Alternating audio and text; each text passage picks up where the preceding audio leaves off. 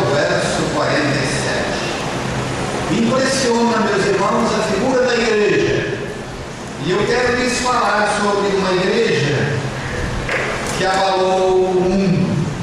Hoje nós não temos uma igreja que abala o mundo. Nós temos muitas igrejas, nós temos muitas denominações, e cada uma fazendo o seu trabalho, procurando crescer. Mas essa igreja, meus irmãos, era única na sua época. Nós falamos hoje, na parte da manhã, sobre Jesus e o trabalho. Como Jesus influenciou, como Jesus tentou mostrar a importância do trabalho através das parábolas que ele contou. E disse eu, na parte da manhã, que todas as parábolas de Jesus, elas são parábolas que têm uma motivação de trabalho. Mas eu não lhes falei, porque mesmo o tempo não daria, que Jesus convidou homens para o trabalho, para treiná-los e mandá-los para o trabalho, que estavam trabalhando. Qual foi o desocupado que Jesus convidou? Nenhum. Todos eles estavam trabalhando. E uma coisa bonita que a gente observa é que Jesus não discriminou nenhum trabalho. Eram pescadores, eram homens do campo, eram pessoas que tinham atividades intensas.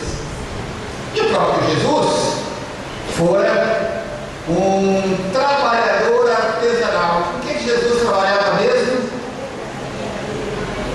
Jesus trabalhava com madeira. Mas eu estive fazendo uma pesquisa nesse sentido. Jesus trabalhava também com pedras, porque a raiz grega da palavra diz que Jesus trabalhava com madeira e com pedra. Era homem que trabalhava com madeira e pedra, como aquela figura de Irão, né, que foi convidado para ser o grande artesão do templo de Salomão. Ele trabalhava com madeira, trabalhava com pedra e trabalhava com ouro. Era um artesão. E a família de Jesus trabalhava nisso. E também a região de Nazaré, onde Jesus trabalhava, onde Jesus morou, meus irmãos, era uma região que era abundante nessa mão de obra de artesãos. Que coisa bonita! E o que me encanta, meus irmãos, desse texto é porque aqui aparece a figura da igreja, a igreja que trabalha. Não dissemos no editorial que chegou a hora de trabalhar? Mãos à obra. Precisamos ser, meus irmãos, essa igreja que trabalha. Vamos ler o texto. Atos 2, 42 em diante. E perseveravam na doutrina dos apóstolos, na comunhão, no partir do pão e nas orações.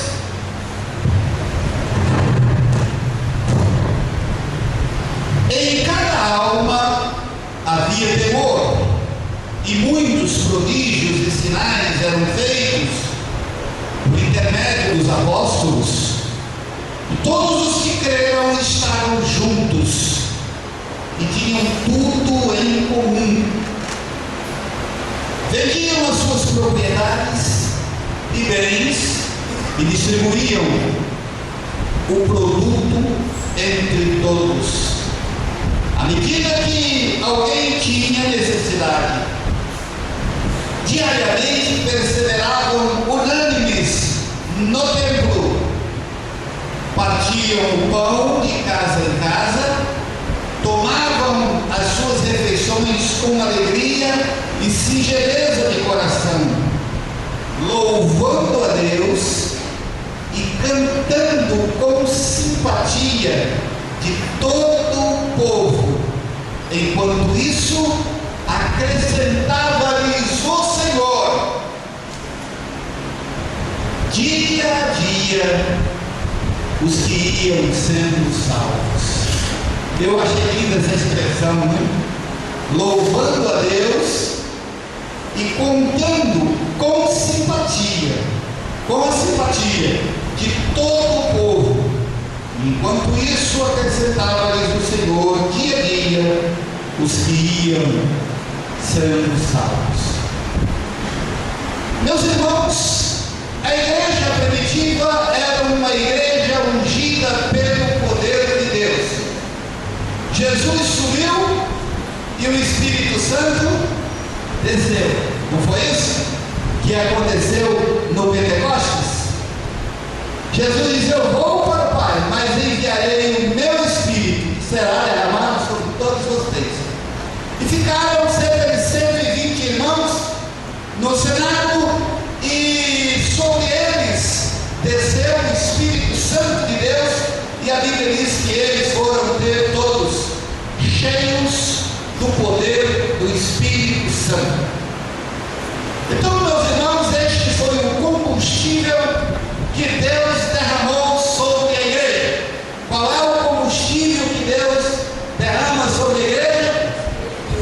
O Espírito Santo. O Espírito Santo, meus irmãos, ele motiva os crentes para o trabalho. O Espírito Santo é quem santifica as pessoas. A partir do momento que as pessoas vão sendo cheias do Espírito Santo de Deus, elas vão adquirindo o poder de Deus para fazer a obra do nosso Senhor e Salvador Jesus Cristo. Mas o Espírito Santo, meus irmãos, pelo que nós vemos agora aqui, é um espírito de poder, é um espírito alegre, é um espírito motivador, é um espírito que estabelece união, é um espírito que estabelece comunhão, é um espírito que estabelece visão ao crente para realizar a obra de Deus. E nós precisamos de todas essas qualidades, meus irmãos, para que possamos realizar a obra de Deus.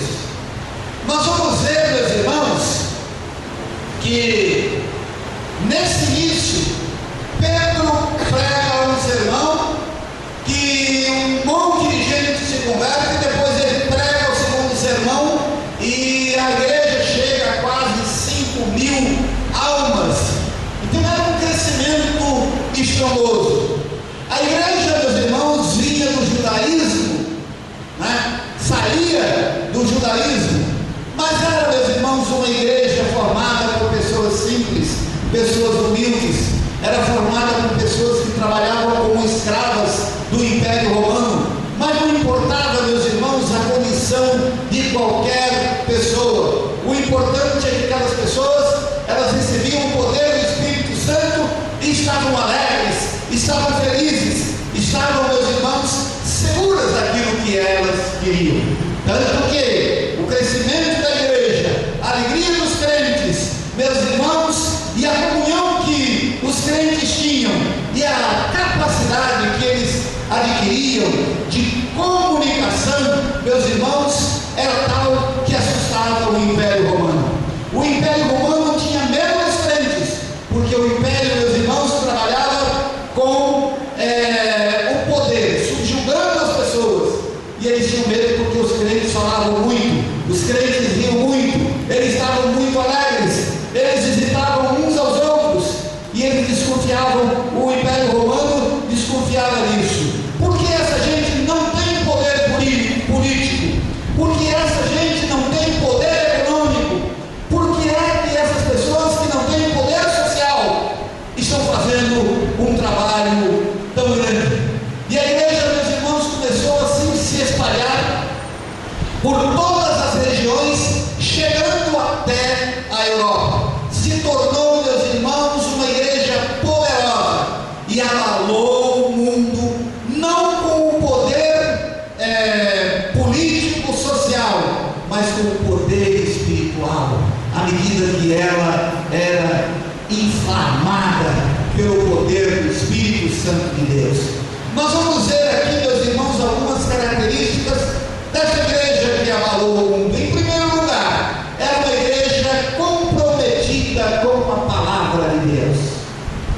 Guardem isso. Essa igreja, meus irmãos, abalou o mundo, porque era comprometida com a palavra de Deus. Era uma igreja fiel à doutrina dos apóstolos, aquilo que os apóstolos aprenderam com Jesus. Eles estavam repassando, eles estavam transmitindo, eles estavam instruindo as pessoas com essa doutrina. E a doutrina dos apóstolos, meus irmãos, mexia com a pessoa, na pessoa como um todo, mexia com as suas questões emocionais, mexia com as suas questões afetivas, mexia com as suas questões sociais, tanto que o texto diz que eles vendiam tudo e repartiam entre eles. Hoje iam dizer: ficou louco, essa pessoa ficou louca, porque ela está vendendo tudo, está dividindo entre as pessoas. Que negócio é esse? Com certeza ia aparecer muitos espertalhões querendo receber alguma coisa daqueles crentes tão fiéis a Deus. Então, meus irmãos, era o amor que prevalecia na relação daqueles crentes, daquela igreja. Então, meus irmãos, a igreja primitiva entendia que a doutrina dos apóstolos era o alicerce do crescimento, era o alicerce da sua vitória, da sua expansão. Enfim, eles precisavam ganhar o mundo, mas eles precisavam estar centrados em alguma coisa. E o ponto central da igreja era Jesus, o Salvador de todos os homens. Infelizmente, meus irmãos, hoje nós vemos a igreja muito dividida, muitas pessoas que estão abrindo mão da doutrina bíblica de Jesus, inventando tantas coisas, e as pessoas acabam ficando confusas. Mas, meus irmãos, o ponto central do Evangelho é Jesus Cristo, porque Jesus Cristo veio buscar e salvar a todos que estavam perdidos. E nós que aqui estamos, meus irmãos, já estivemos perdidos também, mas hoje nós fomos comprados por bom preço, e o preço foi o sacrifício de Jesus Cristo na cruz do Calvário pelas nossas vidas. A igreja, meus irmãos, era fiel, não abria mão da verdade, ela não negociava, meus irmãos, o fundamento apostólico, ela não negociava as bases. Se o crente era colocado à prova, e se fosse possível, eles até morreriam em defesa do Evangelho, como muitos morreram e se tornaram os mártires da história do cristianismo, da história da igreja, defendendo o Evangelho do nosso Senhor e Salvador Jesus Cristo. Mas tinha uma outra questão, meus irmãos. Em segundo lugar, a igreja que abalou o mundo perseverava na oração. Veja o que o texto diz: perseveravam na oração. Era uma igreja que orava, é uma igreja que estava em comunhão com o Senhor através da oração. Eles oravam na casa uns dos outros, eles estavam visitando uns aos outros, eles comiam na casa uns dos outros. E, meus irmãos, hoje receptividade é coisa rara. Não sei se os irmãos já observaram isso. As pessoas hoje estão muito individualistas. Nos tempos primitivos da igreja, a igreja era realmente uma família, e uns convidavam os outros, e a questão era tão bonita, meus irmãos, que os crentes não conseguiam nem passar pela casa de todo mundo, porque todos queriam partir o pão e manter essa comunhão. Era uma coisa linda, uma coisa muito bonita. Então, meus irmãos, a oração foi a alavanca de crescimento daquela igreja. Era uma igreja, meus irmãos, que tinha doutrina, mas também era uma igreja que tinha oração, porque doutrina sem oração é vã, como oração sem doutrina não tem propósito. A oração, meus irmãos, tem propósito. Nós temos, meus irmãos, o combustível que é o Espírito Santo de Deus. Oração da boca para fora não vale nada, não é? É preciso que a oração tenha como base o Espírito de Deus em nossas vidas, e que a oração tenha, meus irmãos, como recipiente esse ser purificado pelo sangue de Jesus, que tira o pecado do mundo. Aí sim a oração tem significado.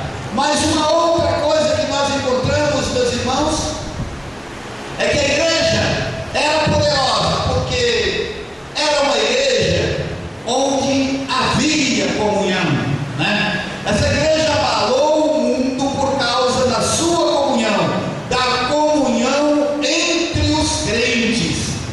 Eles perseveravam na comunhão, e uma das comunhões mais fortes era o partir do pão.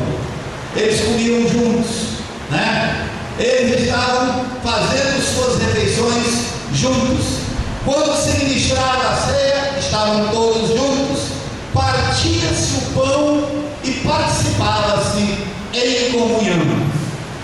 Isso, meus irmãos, fazia com que os crentes reconhecessem que naquelas refeições havia uma representação simbólica, que era Jesus o Salvador, que Jesus morreu pelos nossos pecados, que Jesus morreu para nos libertar da condenação.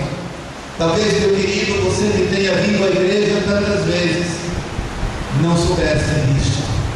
Jesus morreu pela sua vida, Jesus morreu pela sua família, Jesus morreu para salvar os seus filhos. Quantas famílias, meus irmãos, perderam os filhos neste carnaval?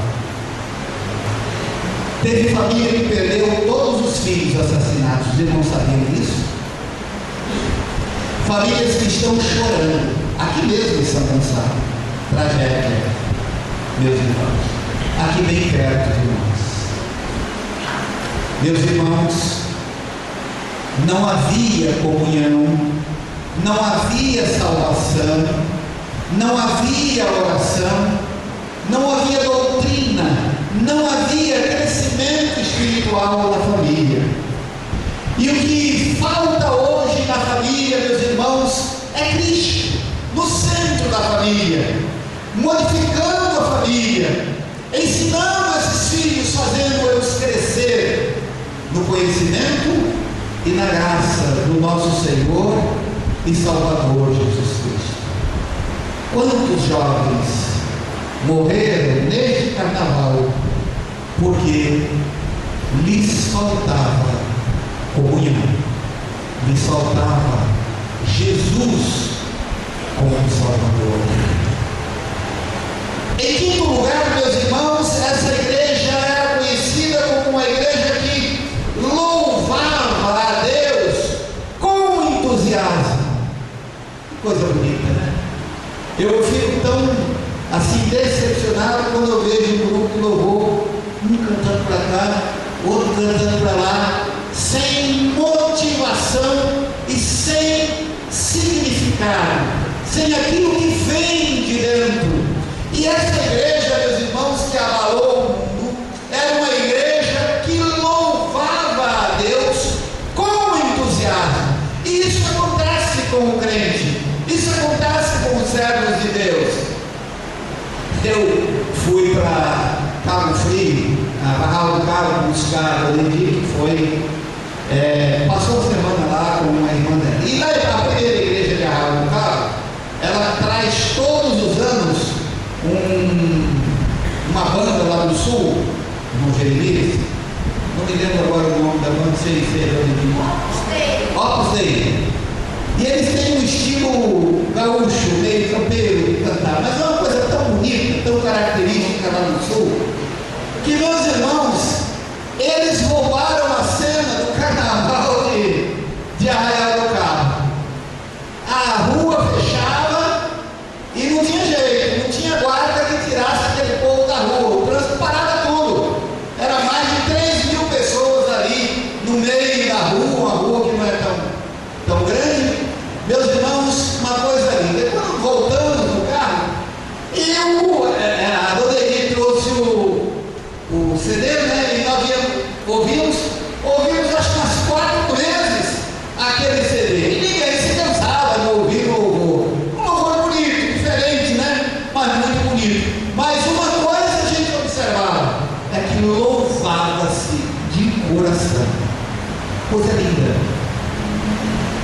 Então, irmãos do louvor, essa coisa de cantar com o coração, com o combustível divino, isso é que traz alegria, que motiva a igreja, que motiva, meus irmãos, a igreja como um todo. E era justamente isso que fazia a igreja cair na graça dos irmãos, de todos aqueles que estavam com os irmãos, observando, ouvindo os louvores. Isso, meus irmãos, é uma igreja de poder, uma igreja que pode abalar o mundo. E por último, meus irmãos, essa igreja era uma igreja que cantava com simpatia, contava com a simpatia de todo o povo e crescia, meus irmãos, em números, em graça, em conceito. Era uma igreja, meus irmãos, que não contava com a mídia, uma igreja que não contava com recurso, mas era uma igreja que contava, meus irmãos, com o que havia de mais poder. Ela contava com o poder de Deus, ela contava com o poder do Espírito Santo, ela contava com a transformação das pessoas, ela contava, meus irmãos, com aquilo que havia de mais importante, com o poder do Espírito Santo na vida de cada um. Para que Porto da Madame, meus irmãos, possa ser uma igreja que venha abalar aqui o nosso bairro, precisa, meus irmãos, experimentar essas coisas. E você, visitante que está conosco nesta noite, Deus quer transformar a sua vida, Deus quer transformar a sua família. E se você abrir o coração para Jesus, receber a unção e o poder do Espírito Santo nesta noite, você vai ser também poderoso, você vai ser também uma pessoa transformada, cheia da graça, do poder e do Espírito Santo de Deus. E Deus quer que a transformação aconteça no seu lar, porque você vai receber outros irmãos, e outros irmãos vão recebê-lo. Você vai fazer parte da família de Deus, você vai ser uma pessoa alegre, e você vai ver como Deus pode transformar a sua vida. Deus pode transformar a sua linguagem. Eu me lembro, meus irmãos, quando aceitei a Jesus como meu Salvador, ainda adolescente, eu tinha aquela linguagem que todos tinham lá no interior e que o não crente tinha. E como foi difícil para eu me adaptar agora à linguagem da igreja, porque na igreja ninguém falava um palavrão, na igreja ninguém falava coisa feia, e a gente de repente escapava lá uma palavra: ó, você agora é um servo de Deus, você não pode falar. Então, meus irmãos, eu mesmo ia me policiando para que eu pudesse ser diferente, né? E assim acontece, meus irmãos. As crianças crescem aqui no contexto da igreja, elas crescem com a linguagem bonita. Os filhos dos crentes, meus irmãos, crescem com a linguagem bíblica, uma linguagem cristã. Eles crescem com a moral cristã, né? E é assim, meus irmãos, que a igreja se torna poderosa. Jesus Cristo quer fazer a transformação na vida de todos. Jesus Cristo quer transformar as pessoas. Mas, meus irmãos, meus amigos, é necessário que você ache graça, que você caia na graça, que você goste da igreja, que você goste do Evangelho, que você goste de Jesus, que você goste do Espírito Santo de Deus que pode motivar a sua vida agora. É necessário que você se arrependa dos seus pecados. É necessário que você entregue a sua vida a Jesus. Talvez nós tenhamos alguém nessa noite que nunca tenha tido coragem e a ousadia de falar: Senhor,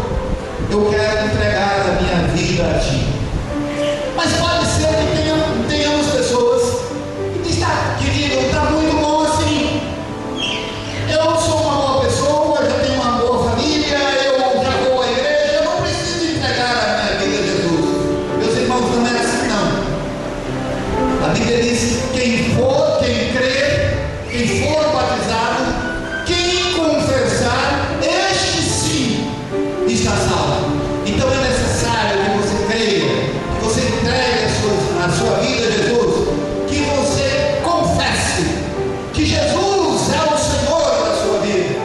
Todos os irmãos que estão aqui já fizeram isso, mas se você não fez, você pode ganhar um prêmio nesta noite.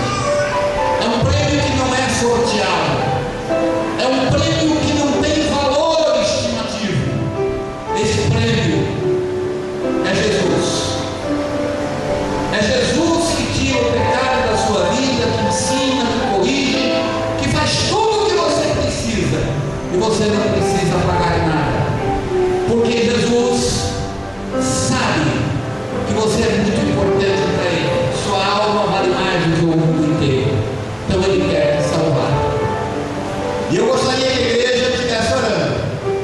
Eu não gostaria de sair daqui sem dar uma oportunidade, sem ter o privilégio de ver se alguém que aqui está quer fazer essa decisão nessa noite pública, uma decisão como a igreja primitiva, essa igreja que abalou o mundo fez.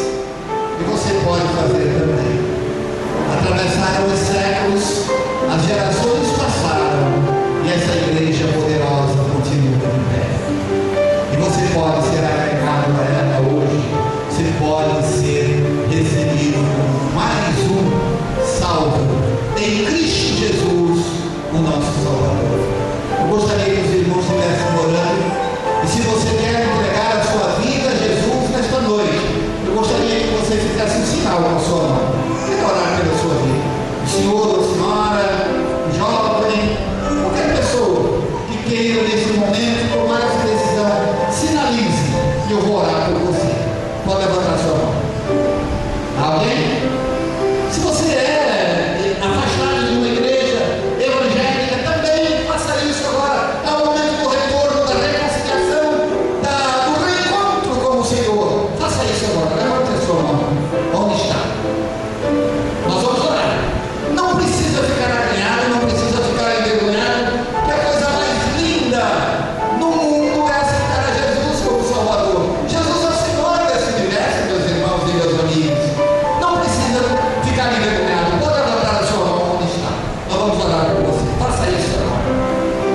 Você esposa, você esposo, jovem, qualquer pessoa, pode levantar a sua mão agora, em nome de Jesus.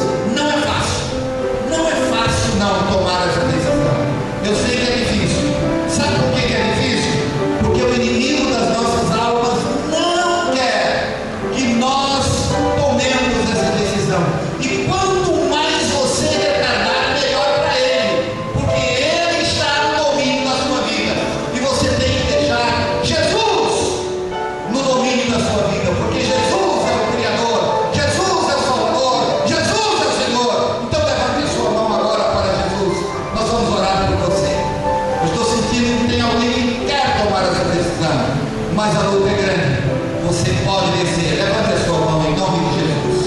Faça isso agora, para a honra e glória do Senhor. Eu quero apenas orar por você, com você e para a sua família e pela sua família. Levante a sua mão agora em nome de Jesus. Eu gostaria que você saísse daqui salvo por Cristo Jesus, mas só você pode tomar essa decisão. Levante a sua mão.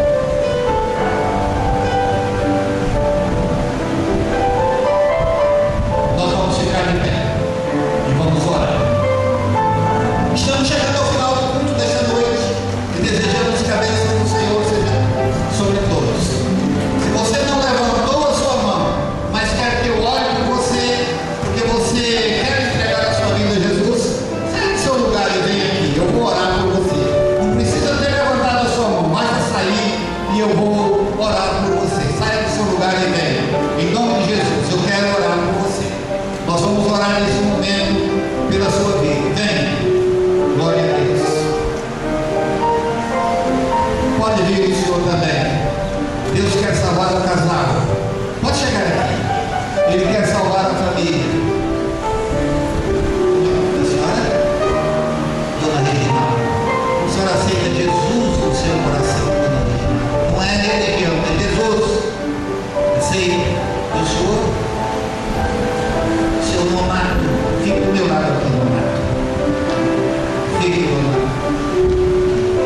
Nós vamos orar por esse casal, pedir a unção de Deus sobre a vida desse casal, para que Deus sustenha e a felicidade seja completa, seu amado, da sua família. O Senhor, como chefe de família, Deus vai derramar a unção do Espírito Santo na sua vida, e a senhora, como mãe de família, vai receber a unção do Espírito Santo na sua vida nesta noite. Amém, igreja? Amém. Nosso Deus e nosso Pai, te rendemos graças pela bênção da salvação. Te rendemos graças, ó Deus, pelo poder de Jesus Cristo. Te rendemos graças, ó Deus, porque nesta noite houve salvação. E nós te pedimos, ó Deus, que tu estejas abençoando o seu nonato, a sua esposa. Derrama sobre eles, ó Deus, a unção dos céus agora. E não permita, Senhor, que o mundo e o inimigo tirem do seu coração essa unção. Mas que cresça, Senhor, e que eles possam fazer parte agora da família vitoriosa, da igreja vitoriosa, do povo vitorioso, no nome de Jesus. É a nossa oração, Senhor, hoje e para todos sempre. Amém e amém. Eu gostaria que tivéssemos alguém aqui recebendo o casal, alguém do Ministério do Evangelismo, para também orientar, abraçar e ajudar a botar o nome, para que nós possamos orar por eles.